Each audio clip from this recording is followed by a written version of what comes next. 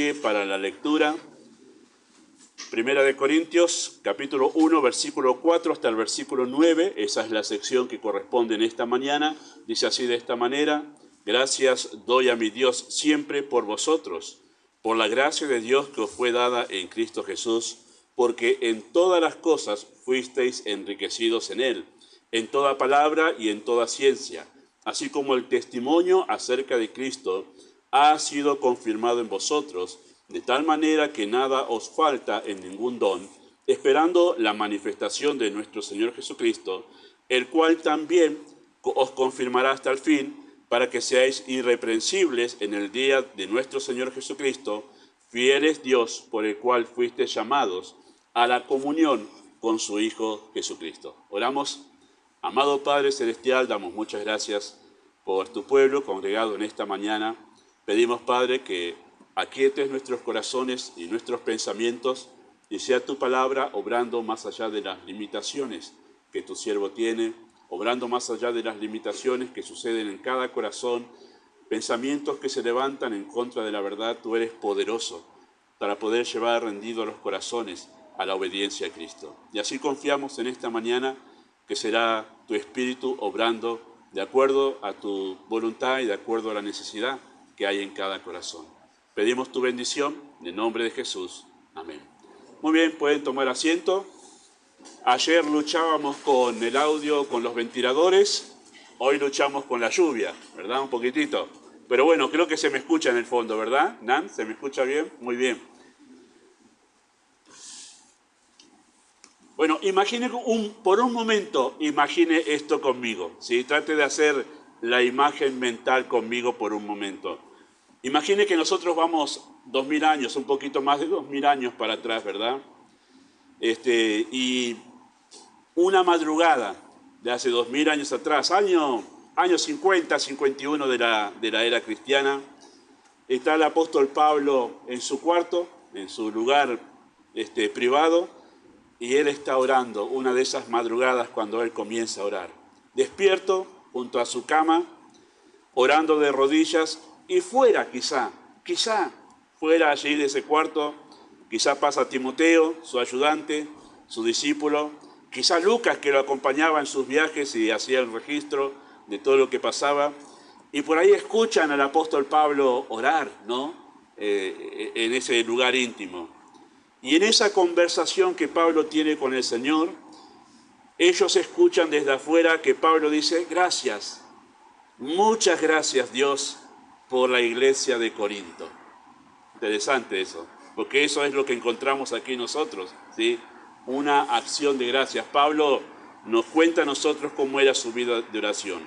Y para quienes conocían, ¿sí?, la iglesia de Corinto, y nosotros hemos dado un panorama hace 2 domingos atrás, un panorama de lo que era la iglesia de Corinto, ¿verdad? Para quienes conocían la iglesia de Corinto, seguramente les resultaría extraño que hubiese alguna cosa por la cual dar gracias por esta iglesia. Sin embargo, nos encontramos nosotros aquí, ¿sí?, con una acción de gracias. Divisiones, pecados sin corregir, cultos desordenados, tolerancia de la mundanalidad, errores doctrinales y algunos otros conflictos que identificaban a una iglesia inmadura. Sin embargo, a pesar de todo eso, ¿sí?, Pablo en ningún momento aconseja abandonar esa iglesia. Si nosotros leemos, ¿sí?, toda la carta a los Corintios, atendiendo no solo estos problemas que mencioné, sino algunos otros problemas bastante serios de esta carta, Pablo en ningún momento le dice, bueno, a los de Cloé, los hijos de esta señora, le dice, bueno, muchachos, preparen las valijas. Es una iglesia de la cual hay que huir. En ningún momento encontramos eso. Es interesante. Reflexionaba poniéndome en el contexto de aquella iglesia. Quizás yo sería uno de esos que estaría pensando, esta iglesia, me tengo que ir de esta iglesia. Pero en ningún momento hay un consejo en toda esta carta, ni en la segunda, diciendo Pablo, huyan de la iglesia de Corinto. No, de ninguna manera. Y eso es muy interesante para que tengamos en cuenta. Ahora, es cierto, queridos hermanos, que hay iglesias que tienen nombre de que viven, pero están muertas, ¿sí? Hubo una iglesia que, no sé, ¿qué hablamos de una iglesia muerta? Una iglesia donde no hay convertidos y donde los hermanos no son edificados. Y créanme que hay iglesias así, donde no se producen conversiones y donde los hermanos no crecen porque desde el púlpito no hay alimento que sea sustancioso para poder hacer crecer la iglesia. Hablamos hace poquito con mi hermana que trabaja en Uruguay sobre una iglesia que conocí en el año 95 allí en Colonia, Uruguay, donde en realidad son unas poquitas personas que tratan de mantener, sin pastor, tratan de mantener un lugar de congregación, pero sin vida, sin vida. Muy bien, hay iglesias así, y uno dice, bueno, de una iglesia donde no hay vida, sí hay que salir, sin duda alguna. Donde uno no es alimentado, donde no se producen conversiones. Hay grupos también, queridos hermanos, que tienen el nombre de iglesia, pero no son otra cosa que templos de adoración a la mundanalidad, al humanismo y a Satanás mismo, ¿verdad? Todo el tiempo hablando de demonios. Bueno, de lugares así, sin duda que hay que huir. De iglesias así o de lugares que pretenden ser la iglesia de Dios, sin duda que hay que huir. Pero de una iglesia sana, huir debe ser una opción de último recurso, ¿sí? Es más, un creyente, y esto charlamos hace como un mes más o menos con alguien que está liderando una iglesia, no es de UCB, es de otra denominación, pero nos tuvimos que juntar por un asunto, y entre las conversaciones nutritivas que tuvimos con esta persona, él decía esto, y yo decía, tiene razón. Decía, un creyente debería nacer, crecer y morir en una misma iglesia. Y cuando lleguemos al capítulo 12 vamos a entender por qué digo, y por qué este hermano tiene razón en lo que está diciendo. Un creyente debería nacer, crecer y morir en una misma iglesia, a menos que, como por ejemplo el caso de quien les habla, por una cuestión de ministerio he salido de la iglesia de Temperley y he venido aquí a pastorear. Pero si no estuviese aquí como pastor, yo seguiría en la iglesia de Temperley, donde soy miembro con mi esposa, obviamente, ¿no? Ahí está. Bueno, eso es una de las cuestiones que debemos tener en cuenta al mirar que el apóstol Pablo no aconsejó en ningún momento abandonar esta iglesia en Corinto. Ahora, si la iglesia de Corinto existiese hoy, ¿sí? Pleno siglo XXI, si existiese hoy, pienso yo, y me puedo equivocar, ¿sí? Pero es un pensamiento mío, habría más de uno en esa iglesia en Corinto escribiéndole a los predicadores de renombre en la web hoy en día y preguntándole en esas sesiones que se hacen de pregunta y respuesta, ¿debo abandonar la iglesia de Corinto? Les cuento, pasa esto, hay divisiones, hay pecados sin corregir, hay cultos desordenados, hay tolerancia a la mundanalidad, preguntándole, mandando esas preguntas y respuestas. ¿Debo abandonar la iglesia en Corinto? Bueno, quizá por ahí alguien que no conoce el contexto, que no conoce esa iglesia como Pablo la conocía, le diría, sí, abandone, busque una iglesia sana donde usted pueda crecer. Bueno, si Pablo estuviese en ese grupo de preguntas y respuestas, le contestaría a esos de la iglesia de Corinto que la quisieran abandonar, le diría, comenzando diciendo que él puede, yo puedo elevar acciones de gracias por esa iglesia que tú quieres abandonar. Esa es la respuesta de Pablo que le daría. Si la iglesia de Corinto existiese hoy y alguien dijese, me quiero ir a esta iglesia, está insoportable. Mirá, yo tengo acciones de gracias por esa iglesia, de la que tú te quieres ir. Bueno, de esto se trata esta porción, versículo 4 al 9. Pablo permitiendo que los corintios entren en su vida íntima de oración y escuchen que de su corazón nace una sincera gratitud al Señor por ellos. Y esto es maravilloso, que Pablo nos permita entrar en su vida de oración. No es la única carta en que Pablo nos permite entrar a ese cuarto íntimo donde él conversa con el Señor. Hay otras cartas donde Pablo nos comenta cómo era su conversación con el Señor por los filipenses. Cuando él habla acerca de la oración por Filemón, nos permite entrar allí, incluso a Timoteo, su amado hijo, él deja expresar en las dos cartas cómo él oraba por su amado hijo. Bueno, no es la única vez, en verdad, en esta carta, pero sí permite entrar a los corintios a este cuarto de oración, ¿no?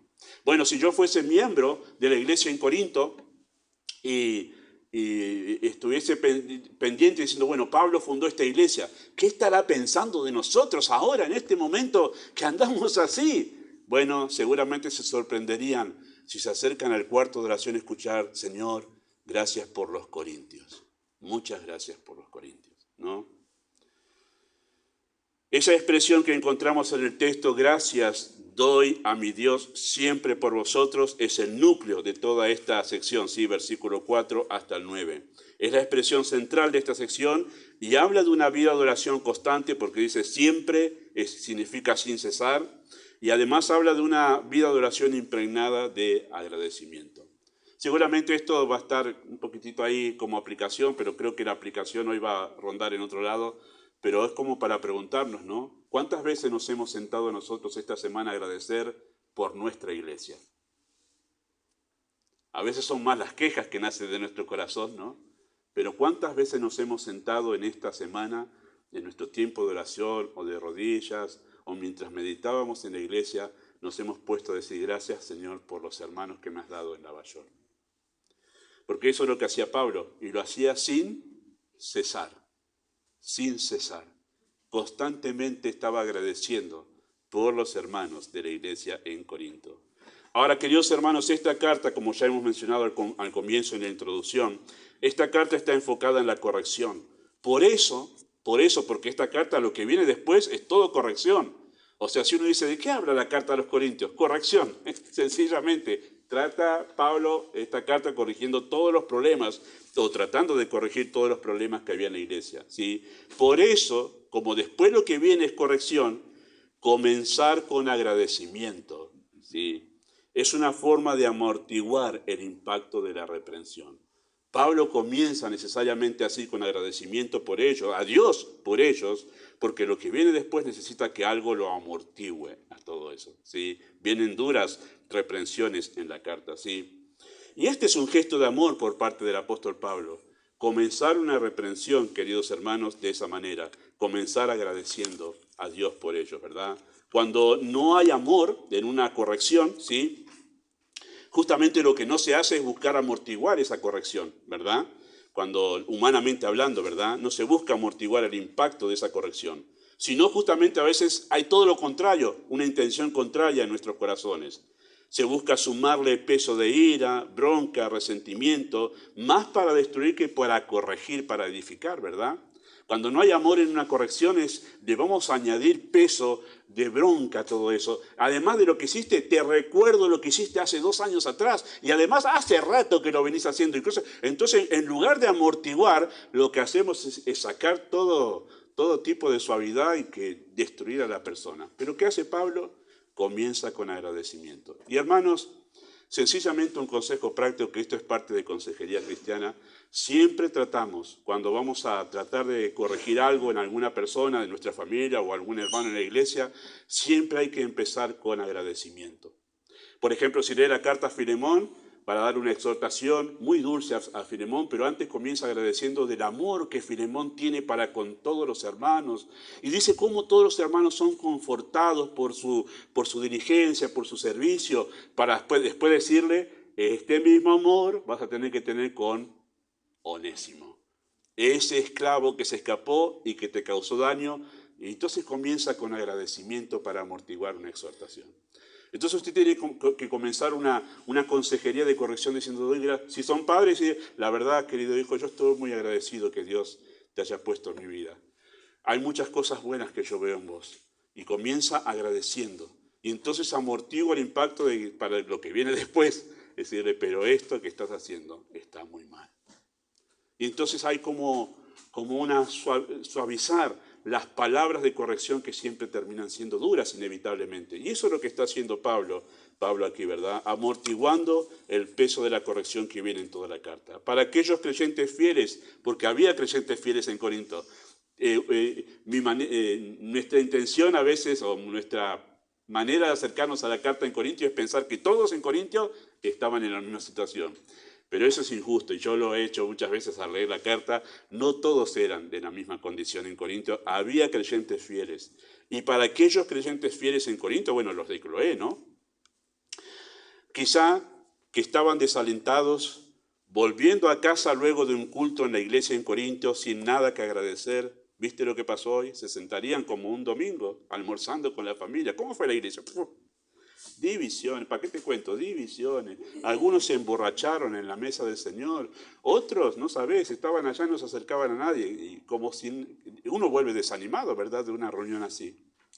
Bueno, para esos creyentes que volvían sin nada que agradecer, solo con lamentos, con dudas y hasta con alguna queja quizá, el agradecimiento de Pablo puede ser como agua fresca en el desierto, como una luz en la oscuridad y como aire nuevo en un ambiente viciado de contiendas. Hermanos, no voy a tocar ese tema ahora, es un tema que deberíamos hablar, pero yo le voy a decir cuán mal ambiente crea la queja y cuán buen ambiente crea el agradecimiento. Algo tan sencillo como ser agradecidos cambia el ambiente donde nosotros estemos. Y deberíamos tomar esto en cuenta de Pablo, que él comenzó con agradecimiento para crear un ambiente diferente del ambiente viciado de divisiones que había en la iglesia de Corinto. Tome en cuenta eso si usted es una persona quejosa, ¿verdad? Está quejándose por todo. Crea un mal ambiente donde usted está. Comience siempre con agradecimiento. Bueno, es un tierno consuelo, queridos hermanos, que es lo que Pablo hacía con ellos. Es un tierno consuelo saber que, muy a pesar de las muchas deficiencias que había en esa iglesia, alguien está agradecido por uno. Ellos sabían muy bien todo lo que pasaba, pero escuchamos a nuestro fundador, el que nos dio a luz en Cristo, lo escuchamos y escuchamos en ese cuarto de oración que Él está dando gracias a Dios por nosotros. Eso es un tierno consuelo, sabiendo las deficiencias que ellos tenían. Bueno, el motivo de este agradecimiento de Pablo en su vida de oración, el motivo del agradecimiento es Dios. Dice, gracias doy a mi Dios. El motivo del agradecimiento es Dios. Y en toda la sección vemos que los corintios, queridos hermanos, son los sujetos pasivos de todos los verbos que aquí se encuentran en esta sección, ¿verdad? Ellos son aquellos sobre los cuales se está realizando la acción. El sujeto activo es Dios. Dios es el agente activo, quien está haciendo toda una obra en los corintios, y esa obra en los corintios es por la cual Pablo termina dando gracias en su vida de oración, ¿sí? Y el tema, en esta mañana, a la luz de lo que dice esta porción, dice así: el obrar de Dios en la vida del creyente debería despertar toda nuestra gratitud. Ese es el tema en esta mañana, es el tema que nos propone esta porción. Bueno, 3 cosas va a decir el apóstol Pablo aquí acerca del obrar de Dios que despertó su gratitud. ¿Cuál es la obra de Dios que inspira la gratitud del apóstol Pablo aquí? Primero, él habla de su enriquecedora gracia. Eso es lo primero que hace notar Pablo aquí en el texto, la enriquecedora gracia de Dios. Noten versículo 4, gracias doy a mi Dios siempre por vosotros, por la gracia de Dios que fue dada en Cristo, porque en todas las cosas fuisteis enriquecidos en Él, en toda palabra y en toda ciencia. ¿Sí? Queridos hermanos, Dios muestra su gracia de muy diferentes maneras. Eso es lo que vemos en la Escritura, sí, muy diferentes maneras. Primera de Pedro, capítulo 4, versículo 10, el apóstol Pablo, hablando justamente ahí acerca de los dones, él menciona la multiforme gracia de Dios. Una palabra que es usada también por Santiago en su carta, cuando él habla acerca de diversas pruebas, es la misma palabra que se traduce en Pedro como multiforme. Y la idea es de muchos colores, como que son diferentes, son variadas, ¿sí? Así que la gracia de Dios tiene diferentes formas y diferentes maneras de expresarse. Por ejemplo, hay una gracia común de Dios, en la que Él otorga su bien a todo ser humano, por ejemplo, haciendo salir su sol sobre buenos y malos, o haciendo que el aire se mueva y produzca un viento que nos... Anoche, ¿cuántos han dormido muy bien por ese soplo de viento que ha traído el Señor? Bueno, es un gesto de la gracia común de Dios, cuidando a personas que no merecen ese cuidado, ¿verdad? Hay una gracia especial de Dios, mediante la cual salva al pecador, es la gracia que siempre solemos hablar en el Evangelio. Hay una gracia que capacita al creyente para vivir en piedad, es la gracia santificadora. Hay una gracia que fortalece justamente al creyente para permanecer fiel al Señor, muy a pesar de las luchas, que es el texto que citó Luciana acerca de 2 Corintios capítulo 12. En este caso, en el que Pablo está dando gracias, es una gracia que enriquece. Es una gracia que enriquece, como leímos nosotros. Dice, porque en todas las cosas fuisteis enriquecidos en Él. Bueno, ¿en qué fueron enriquecidos ellos? Pablo dice, en todas las cosas. Ahora, si nosotros dejamos este mensaje acá, ¿verdad? Y no hay más nada, ¿cómo podemos usar este texto? Que fuimos enriquecidos en trabajo, en dinero, fuimos enriquecidos en todo. Mire, hermano, fuimos enriquecidos en todo, así que usted clame por dinero, búsquelo porque el Señor lo enriqueció a usted. Bueno, ¿a qué se refiere la expresión todas las cosas aquí que el apóstol Pablo está hablando? Bueno, no es un absoluto indefinido, ¿verdad? Está encerrando un conjunto de cosas. Dentro de ese conjunto son todas esas las que fuimos enriquecidos. Cuando el apóstol Pablo usa esa expresión, fuimos enriquecidos en todas las cosas, está refiriéndose a los dones espirituales. A eso se refiere Pablo aquí con todas las cosas. En todo fuisteis enriquecidos, en todos los dones espirituales. Porque el versículo 5 al final dice que habla de toda palabra y toda ciencia. Hay un estudio que no he hecho ahora por cuestión de tiempo, pero hay que notar los absolutos que Pablo utiliza ahí, ¿sí? Toda palabra, toda ciencia, todas las cosas, ¿sí? Hay una intención de Pablo en recalcar los absolutos en cuanto a la provisión de Dios para esta iglesia. Y en versículo 7 dice así, de manera que nada, otra vez un absoluto, nada os falta en ningún otro absoluto, en ningún don. Así que el apóstol Pablo está refiriéndose aquí en cuanto a la riqueza que recibieron, en cuanto a los dones espirituales. Cuando lleguemos al capítulo 12 vamos a hablar de este tema mucho más ampliamente, ¿sí? De lo que estamos diciendo ahora. Solamente voy a hacer algunas referencias para poder ayudar a lo que la enseñanza del texto hoy, ¿verdad? Los dones espirituales son capacidades, ¿sí?, con las que el Espíritu Santo dota a los creyentes para que puedan cumplir una tarea y una función en el cuerpo de Cristo, que es la iglesia, ¿sí? Esos son los dones, una capacidad, una destreza para poder hacer una obra dentro de la iglesia, ¿sí? Los dones son algo que Dios provee a la iglesia, ¿sí? Los dones son, hay una gracia, me perdí en las notas. Muy bien, Dios provee a cada iglesia, queridos hermanos, de los dones necesarios para que sea edificada. Así como en Corinto proveyó los dones necesarios para que la iglesia sea edificada, así Dios provee a cada iglesia los dones para que sea edificada, ¿verdad? Dios se enriqueció, queridos hermanos, grandemente a la iglesia de Corinto con muchos dones, pero es interesante que Pablo destaca solo dos dones en especial, ¿sí? Toda palabra y toda ciencia. Y otra vez absoluto se utiliza ahí. Y eso es, después, alguna vez como temática lo haré aparte del tema, pero habla de toda palabra y toda ciencia. Las dos palabras que se utilizan en griego allí, ¿sí? La primera palabra se refiere a la elocuencia, a la facilidad para poder hablar y compartir el mensaje. A eso se refiere el hecho de toda palabra. Y toda ciencia tiene que ver con el discernimiento, tiene que ver con el entendimiento.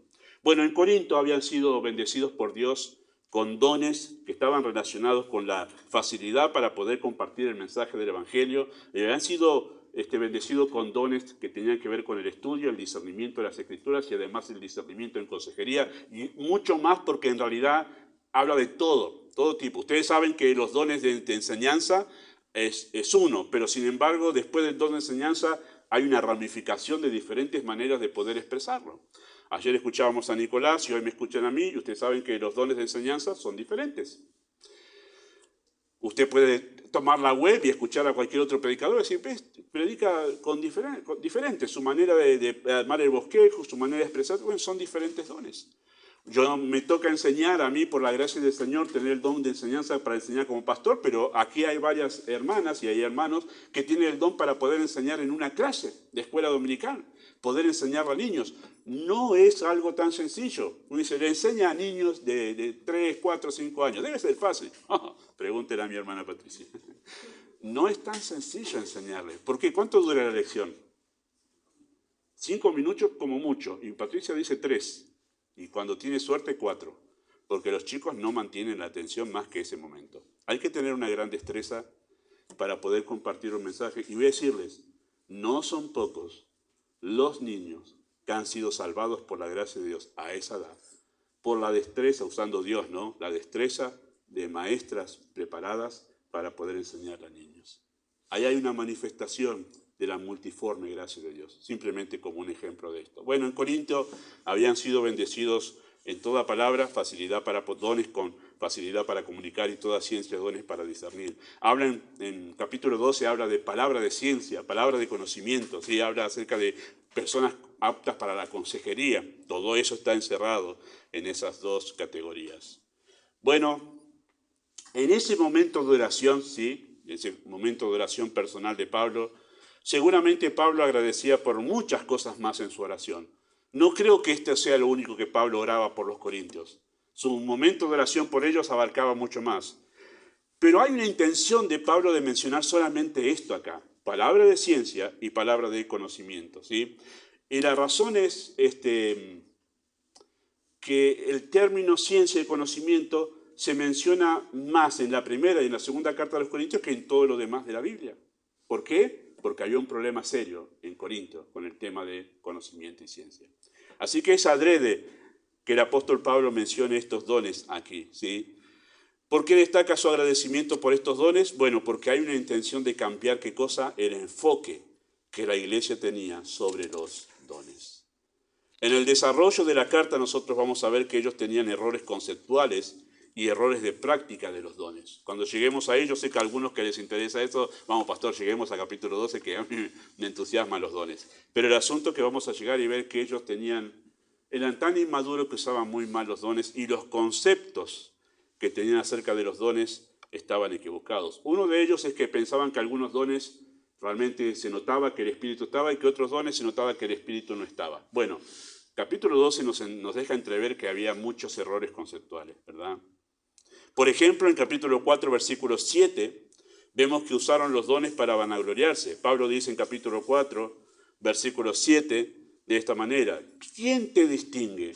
¿O qué tienes que no hayas recibido? Y si lo recibiste, ¿por qué te glorías como si no lo hubieras recibido? En capítulo 12 se deja entrever también esto, que algunos tenían dones muy llamativos, que eran muy visuales, como el don de sanidad, ¿no? Tenían en Corinto personas con el don de sanidad. Eso era mucho más visible, mucho más llamativo que un don de consejería, por ejemplo. No es tan llamativo eso. Si bien es necesario, pero no es llamativo. Y en Corinto, los que tenían ese don de sanidad, decían, ja, ja, ja, abran paso, muchachos, acá llego yo, con el don de sanidad. Bueno, usaban los dones para vanagloriarse a sí mismos, ¿sí? Habían hecho de los dones un fin en sí mismo, algo bastante pernicioso en la iglesia, y a raíz de eso se causaron divisiones. Bueno, Pablo quiere, queridos hermanos, que en lugar de estar admirándose a sí mismos por los dones que Dios les dio, quiere que ellos miren al dador de los dones y que aprecien al mirar al dador de los dones esa gran bondad. Por eso habla de gracia, de la gracia enriquecedora, porque esos dones son una muestra de la gracia de Dios. Y cuando hablamos de la gracia de Dios, hablamos de la muestra de la bondad de Dios para con los suyos. ¿Para qué? Bueno, para que humillados ellos reconozcan que son indignos de tanto bien. Es muy común, queridos hermanos, por nuestra naturaleza pecaminosa, que cuando descubrimos los dones que Dios nos ha dado, a algunos les ha dado uno, a otros les ha dado más de un don, la tendencia de nuestro corazón es, mira vos, tengo el don de enseñanza. ¿Qué querés que te explique? Bueno, la tendencia de nuestro corazón es hacer de la gracia de Dios algo para vanagloriarnos. Y eso pasaba en Corinto, ¿verdad? Lo que hace Pablo es, no, están equivocados. Ustedes tienen que darse cuenta que ustedes no merecían nada de esto. Esto es una bondad de Dios. El propósito de que tengan esto es para que admiren a Dios en su bondad y en su gracia. Es muy probable que los corintios menospreciasen algunos dones y pensasen que no son necesarios o que no muestran el poder de Dios como otros dones. Eso lo vamos a ver en capítulo 12. Por eso es que Pablo quiere que vean los dones, ¿sí?, como riquezas de la gracia divina. Un concepto y un uso bíblico de los dones, queridos hermanos, nos llevará a contemplar la gracia y elevar acciones de gracias por el bien inmerecido otorgado a su iglesia. Vamos a hacer otra pregunta práctica nomás. ¿Cuántas veces te has sentado esta semana a dar gracias Por ejemplo, si hay una cosa entre los dones que veo en el desarrollo de la iglesia que siempre me conmueve porque yo no lo tengo, y no quiere decir que yo no deba ejercer misericordia, pero hay personas a quienes Dios les ha dado el don de la misericordia. Y me siento como deleitándome al mirar personas con el don de misericordia, que pueden empatizar con aquellos que sufren, que enseguida se conmueven y además se dan cuenta enseguida, fulano está triste hoy, porque tiene esa habilidad, el don de misericordia, de darse cuenta de las personas que están sufriendo, que hoy vinieron diferentes, pero además tiene la facilidad de poder expresar palabras de ánimo, de fortaleza, de consuelo. Es un don maravilloso que yo me admiro siempre.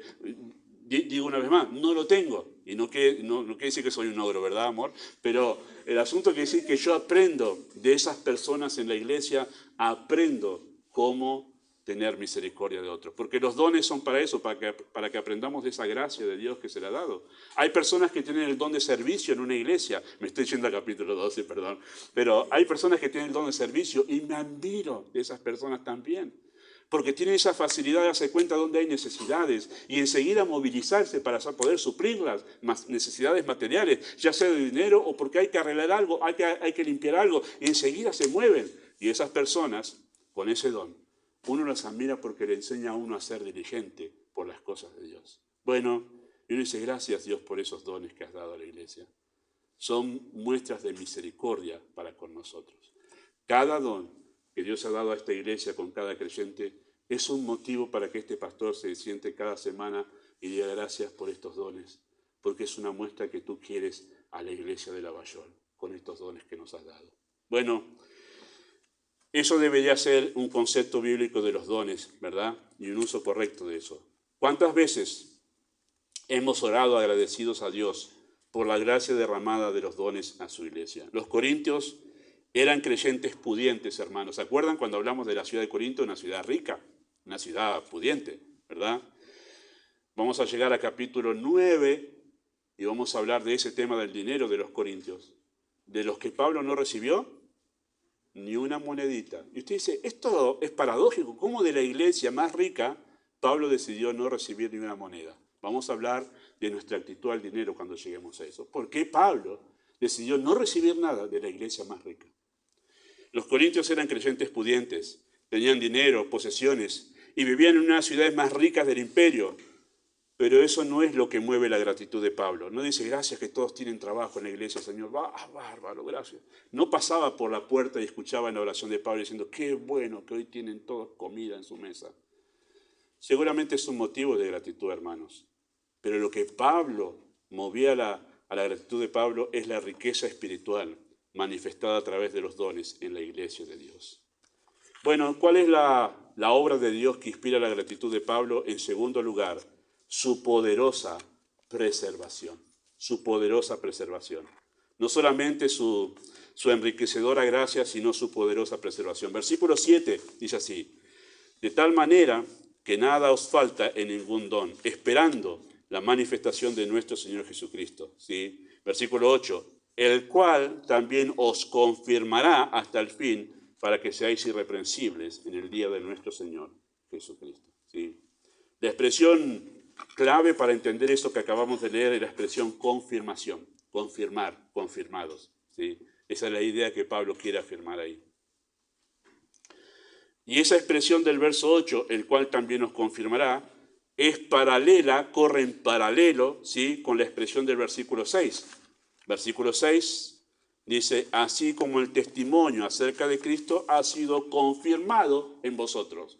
Así que el testimonio de Cristo ha sido confirmado y Él os confirmará. Y ahí está el paralelo. ¿Qué quiere decir paralelo? Que está hablando de lo mismo en estos dos versículos. Y ahí vamos a unir la idea, ¿verdad?, de lo que Pablo está diciendo. Pablo tiene el problema de que a veces usa muchos paréntesis. Y el versículo 7 es un paréntesis que parece que nos tapó la idea que está diciendo. Pero versículos 6 y 8 es una sola idea. Queridos hermanos, los corintios en esta sección siempre son los sujetos pasivos sobre quienes se realiza la acción, y el sujeto activo de todo lo que pasa aquí es Dios, en esta sección, ¿verdad?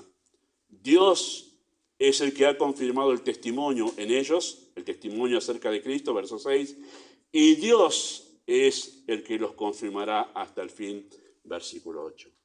Bueno, esa expresión, el testimonio de Cristo que encontramos allí en el texto, sí, es una expresión muy similar, parecida a la que Pablo utiliza en capítulo 2, versículo 1. Dice así capítulo 2, versículo 1, así que, hermanos, cuando fui a vosotros para anunciaros el testimonio de Dios, no fui con excelencia de palabras o de sabiduría. Una vez más habla del testimonio de Dios. En versículo 6 habla acerca del testimonio de Cristo.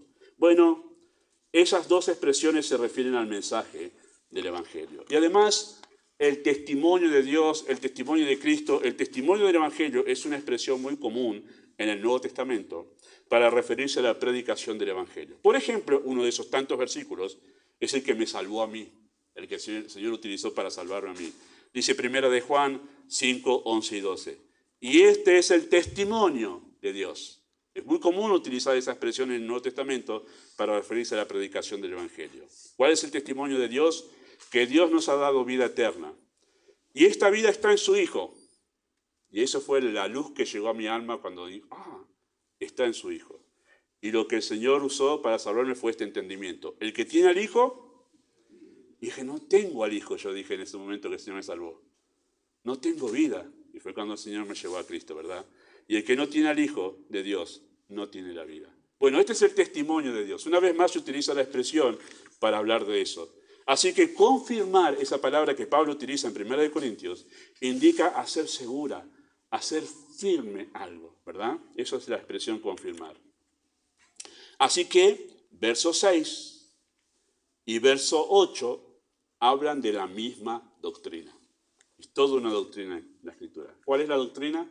La doctrina de la salvación, la seguridad de la salvación. Esa palabra confirmar habla de la seguridad de la salvación. La salvación es segura, ¿sí? Bueno, ¿qué significa la seguridad de la salvación? Significa que Dios da seguridad a la persona que salva de ser salva. Dios da esa seguridad. Y es Dios quien da esa seguridad. No la da el pastor. El pastor no da seguridad de salvación.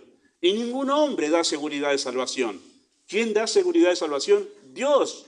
Él os ha confirmado. Él ha confirmado el testimonio acerca de Cristo en vosotros. Es Dios quien da seguridad de salvación. Por eso, cada vez que alguien se acerca, pastor, dudo sobre mi salvación. Bueno, además de escuchar por qué duda, qué son las cosas que le llevan a dudar de su salvación, lo que hago después es leer los textos apropiados, decir, esto te tiene que llevar a vos a tener seguridad, la Escritura, y lo va a hacer Dios. Pero yo no puedo darte seguridad. Yo no puedo asegurarte en este momento, no, dale, que vos sos salvo. Si yo veo que vos sos salvo, no haga nunca eso. No haga nunca eso. Nosotros no podemos dar seguridad, porque si hay dudas, por alguna razón hay dudas. Y el único que da una convicción es Dios. Y además, porque nosotros podemos estar equivocándonos, quizá la persona no es salva y nosotros estamos ayudando a que se engañe. Y debemos tener mucho cuidado. Dios es el que justamente da la seguridad de salvación. ¿Sí? Ha confirmado en vosotros. Y además, cuando hablamos de seguridad de salvación, significa que Dios asegura la salvación para siempre. No solamente nos da seguridad de salvación a nosotros en nuestro corazón de decir, soy salvo por la fe, ¿verdad? Sino también que Dios asegura que la salvación va a ser para siempre. Dice versículo 8, el cual también os confirmará hasta el fin, o sea, hasta que Cristo venga. Así que ambas cosas las hace Dios, el agente activo en toda esta acción. Y esta confirmación, queridos hermanos, de soy salvo y además mi salvación es para siempre, ¿sí? Esta confirmación está relacionada con el agradecimiento por los dones dados a los creyentes en Corinto. Noten las conjunciones. Cuando usted está estudiando la Biblia, usted le tiene que prestar atención a las conjunciones. ¿Qué son las conjunciones? Las puntadas que utiliza el escritor para unir las ideas. Y usted entonces cuando ve las conjunciones, cómo está unido una idea y otra, sabe qué relación tiene esta idea con esta idea por la conjunción que se utiliza, ¿sí? La palabra texto en su original significa ¿qué cosa? ¿Qué hacen las mujeres? tejido. ¿Por qué? Porque escribir un texto es empezar a tejer palabras con palabras, ideas con ideas, y uno va tejiendo. ¿Cuáles son los puntos de unión? Las conjunciones. Y si usted nota en el texto, versículo 6, dice así como, es una conjunción. Une lo anterior con esto. Y si usted lee versículo 7, dice, de tal manera que nada os falta en ningún don. Esa es otra conjunción, ¿sí? De tal manera, está uniendo lo anterior con esto. Así que están unidas las ideas acerca del agradecimiento con los dones, está unida justamente con la idea de la confirmación del Evangelio. Los dones y la confirmación están unidos entre sí. Así que para Pablo, los dones de palabra y de ciencia mencionados en esta sección fueron una evidencia, escuche esto, fueron una evidencia inconfundible de que ellos eran verdaderos creyentes. ¡Wow! Nosotros no utilizaríamos eso para hablar de evidencias de salvación, ¿verdad? No hablamos de los dones como evidencia de salvación, pero Pablo sí los ve acá, como una confirmación de que ellos eran salvos, y esa confirmación le daba a Pablo la seguridad para decir, si son salvos, y listo, salvos para siempre, ¿verdad? Empezaron a hablar de Cristo. Por eso es que palabra en toda palabra significa que ellos empezaron a hablar del Evangelio. Empezaron a comunicar el Evangelio entre sí. ¡Wow! Estos que hablaban de filosofía, se juntaban con los griegos, hablaban de ciencia y de todo lo demás, y ahora se los escucha hablar de Cristo. Evidencia de salvación. Esa es la idea acá. Empezaron a entender el Evangelio como nunca antes lo habían entendido. Eso es palabra de ciencia. Eso es toda ciencia. Empezaron a entender verdades que antes no las podían comprender, que decía esto es una locura, esto no lo entiendo. Ahora lo entendían. Todo capítulo 2 va a estar hablando del entendimiento propio de los que son salvados. Cosa que para los incrédulos no las puede entender. Es como que están muertos a eso, no las puede entender. Capítulo 2 va a hablar de eso. Y además, ellos cambiaron su cosmovisión. Porque en versículo 7 a la mitad dice, esperando la manifestación de nuestro Señor Jesucristo. Todas estas cosas le dieron a Pablo la seguridad de decir, si son salvos. Y él oraba en su cuarto, muy a pesar de las divisiones, muy a pesar de todo el lío que había en Corinto, y decía, son salvos, Señor. Son salvos y doy gracias por eso. Sí hay problemas en esta iglesia, pero son salvos. Y eso me hace elevar un motivo de gratitud hacia ti. ¿Sí? Queridos hermanos, estas no son las únicas evidencias de salvación en una persona que ha sido regenerada, pero en los Corintios fueron la manera en que Dios confirmó su obra de gracia. Eso es lo que hace entender el texto. Era evidente que algo sobrenatural había acontecido y que no nacía del esfuerzo humano. Eso fue lo que Pablo estaba viendo.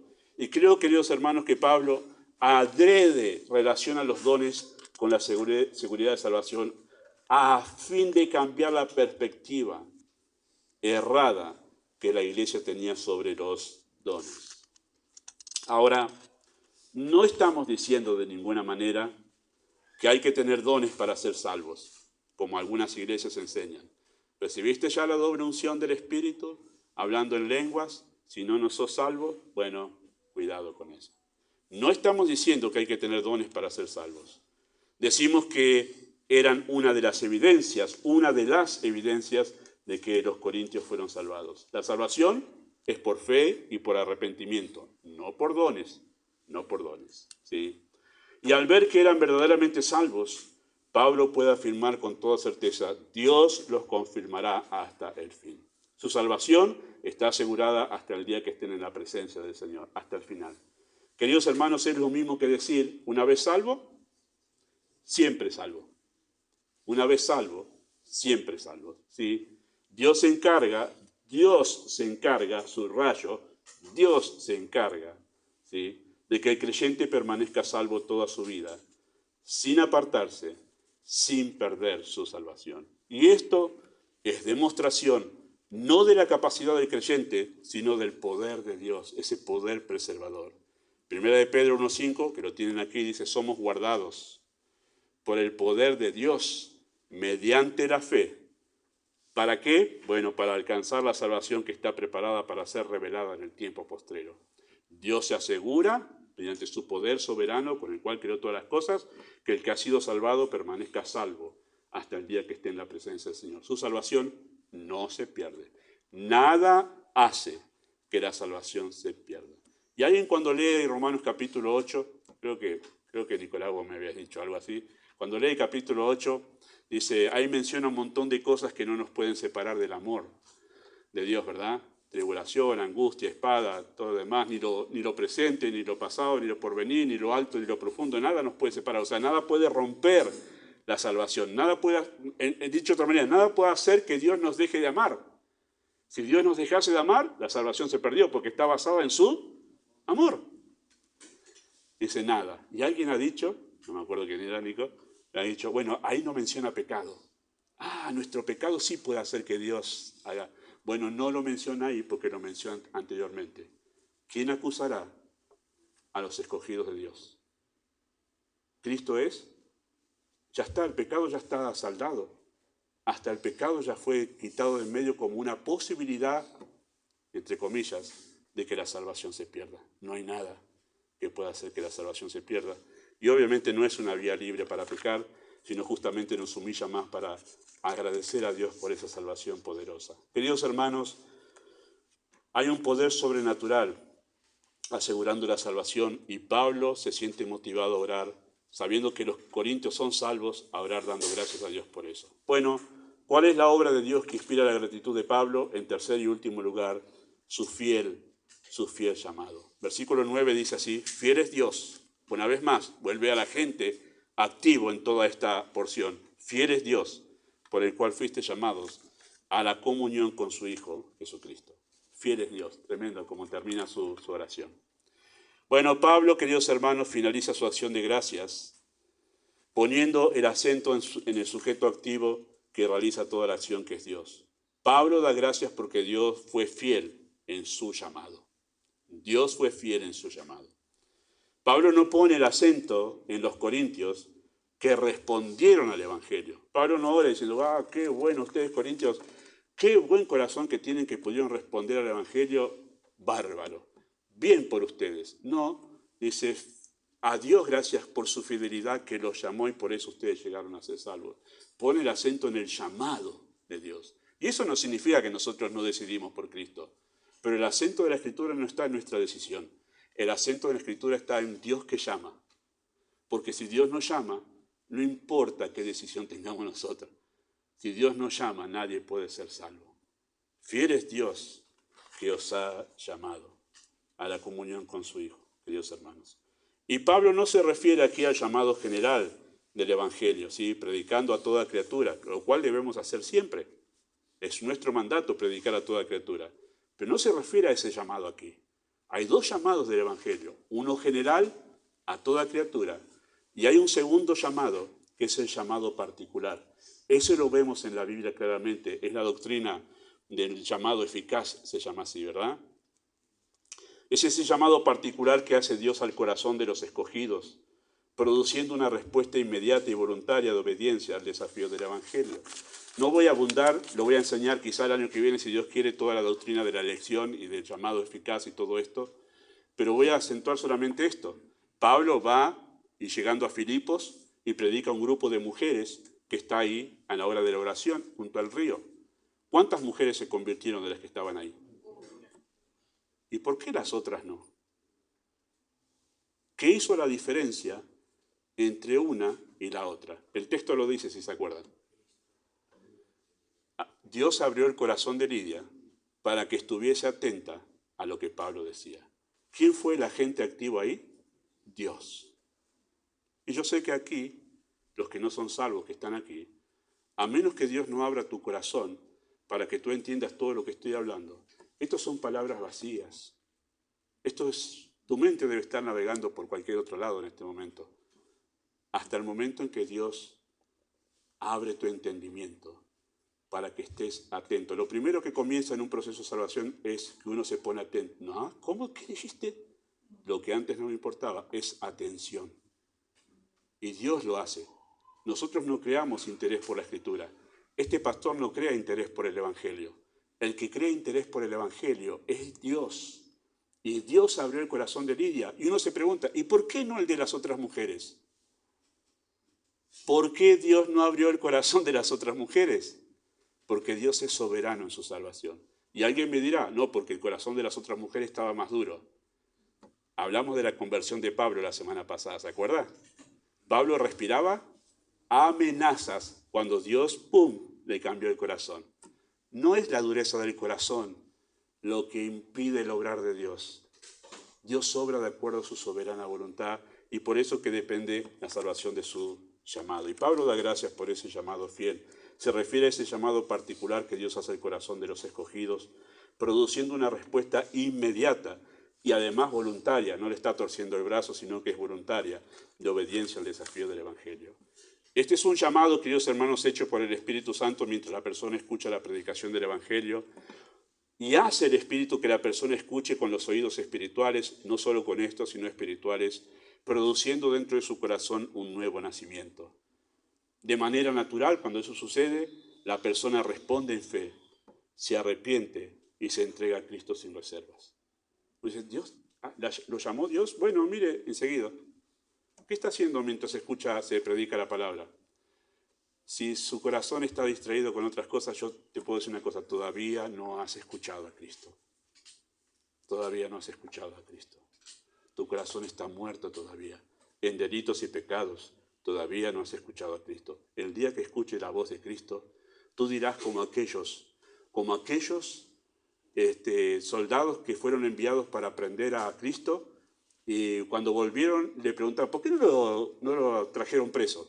Porque jamás hombre alguno ha hablado así. Esos soldados se convirtieron, vinieron maravillados de lo que Cristo hablaba. Eso pasa con un salvado, con un nacido de nuevo, se desvive. Como contaba Luciana, uno empieza a tener interés por aquellas cosas que antes no las tenía. Es muy fácil saber si tú tienes vida o no. Si tienes pasión por esto, es que tú tienes vida. Si esto no te interesa, tú estás muerto en tus pecados y necesitas a Cristo. Así que Dios es fiel en este llamado, queridos hermanos, este llamado particular. O sea, Dios no falla significa eso. Dios no falla en lograr la conversión cuando hace su llamado particular. Es como el llamado de Lázaro en la tumba. Esa es una ilustración de cómo sucede el llamado de la salvación. Le dijo, hacía 4 días que estaba en el sepulcro, y Cristo le dijo, Lázaro, ven fuera. Y el que estaba adentro salió, ¿verdad? Eso es lo que dice el texto. Lo único que hicieron las personas fue correr la piedra del sepulcro. Y dígame usted cómo salió Lázaro cuando tenía 70 kilos de venda a su alrededor. Porque después le dijo, quítenle las vendas. El vendaje que se le hacía a los que iban a ser enterrados, con todos los ungüentos y todo el vendaje, eran 70 kilos. ¿Cómo se podía mover este hombre, salir de la tumba con todo ese vendaje? Sino por el poder de la palabra de Dios que creó todas las cosas, que le dijo, Lázaro, ven fuera. Y ante su voz no hay corazón que se resista. No hay corazón que se resista. Por eso es que Dios es fiel con su llamado, porque logra lo que Él quiere. Te dice, vive, y tú vives. Y no hay corazón que se oponga a ese llamado, a esa voz. Él dijo, sea la luz, y la luz no se resistió. La luz fue. Y cuando dice vive, ese corazón no se resiste. Vive. Gracias a Dios que es así, no depende de este predicador. Gracias a Dios. Me moriría de angustia si dependiera de mí. Pero depende de Dios que Él haga penetrar estas palabras en el corazón. Es lo que se conoce en teología como el llamado eficaz. Me gusta esa expresión, porque se logra lo que Dios quiere, llamar a la persona al arrepentimiento y la fe. Y es eficaz porque Dios es fiel en hacer que una persona responda afirmativamente al Evangelio. Y esta es nuestra seguridad cuando evangelizamos, que los escogidos a quienes Dios llama van a responder. Este es un llamado preciso además. Dice, porque fuiste llamados a la comunión con su Hijo Jesucristo. No nos llamó a hacer una oración para salvación. Nos llamó a la comunión con su Hijo Jesucristo, dice el texto allí. ¿Cómo se produce la comunión con Cristo? ¿Ya está ahí? No está. Menos mal, no les di ninguna pista. ¿Cómo se produce la comunión con Cristo? Juan 15, 14, ¿qué dice? Vosotros sois mis amigos si hacéis lo que yo os mando. Los amigos son los que tienen relación íntima, ¿verdad? Esa es la idea ahí. Ustedes tienen una relación íntima conmigo, sí, hacéis lo que yo os mando. Cuando el texto está hablando acerca de que fuimos llamados a la comunión con su Hijo Jesucristo, lo que está diciendo es que fuimos llamados a una relación de sumisión a la voz de Cristo. No fuimos llamados a hacer una oración, fuimos llamados a rendirnos en obediencia al Supremo Señor. Entramos en comunión con Cristo cuando dejamos de resistirnos a su voz. Ahí se produce la comunión con Cristo. La comunión con Cristo no es ninguna cosa mística, hermanos. Oh, yo estuve esta mañana en oración, no sabés, sentía que pisaba las nubes. Mire, si usted pisa las nubes, pero no obedece al Señor, no se rinde ante su palabra, usted está pisando la neblina del campo que salió esta mañana, nada más. No está muy arriba. La comunión con Cristo no es una cuestión mística de sensaciones, es una vida entregada en obediencia a la palabra de Dios. Y aunque esta iglesia de Corinto tenía serios problemas de inmadurez, queridos hermanos, Pablo podía aún dar gracias por la obra de salvación en los corintios. ¿Se acuerdan lo que Cristo dijo? No se alegren tanto de que los demonios se les sujetan, sino de que sus nombres están escritos en el libro de la vida. ¿Cuál es el mayor milagro que existe en la obra de Dios? No sanarle a alguien el hígado que está muriendo. No darle la vista a una persona. El mayor milagro es transformar un corazón endurecido, de ser enemigo de Dios, transformarlo a que sea alguien que se desvive y entrega su vida por Cristo. Ese es el mayor milagro. No deberíamos apresurarnos a dar gracias por la salvación de nadie en quien no vemos la confirmación del obrar de Dios en su vida. Podemos nosotros postrarnos en adoración a Dios cuando vemos evidencias inconfundibles de su poderoso obrar. Detrás de la salvación de una persona hay un Dios todopoderoso desplegando las riquezas de su gracia, su omnipotencia preservadora y su perfecta fidelidad. Y eso es suficiente motivo para dar gracias a Dios. Gracias, Dios, por los salvados en esta iglesia, porque eso habla de cuán bueno eres tú. Amado Dios, usa tu palabra en cada corazón. Tú puedes hablar mucho más allá de lo que hemos dicho en este momento. Y que confiamos en tu obrar soberano, salvando a las personas, llamándolas al arrepentimiento y edificando tu iglesia. En el nombre de Jesús. Amén.